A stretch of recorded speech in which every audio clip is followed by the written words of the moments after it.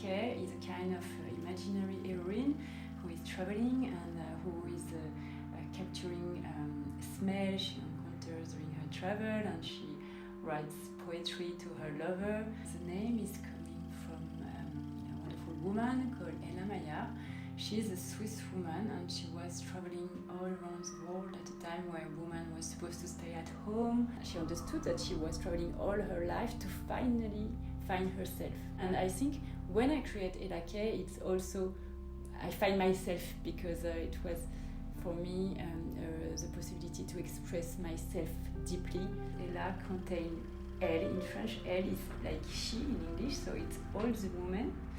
And the K is coming from Kelly, her nickname, but also the name of my grandfather. He was also traveling all his career in Africa, working in leather. Dragonfly here is actually make a K, so this is the K of ELLA K. We choose the dragonfly because this is an insect that is going always in the same direction.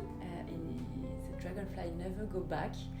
And the dragonfly is also the symbol of introspection, to look into yourself, who you are. It's a symbol of metamorphose, of rebirth. I especially love Lettres de Pushkar. It's a fragrance I've created when I was in Pushkar, the little village of Pushkar in Rajasthan. And so there is a sacred lake in the middle, and the village is all around, and there is very narrow streets where the spice sellers sell like cinnamon, nutmeg. So you have all these spices odor in the air.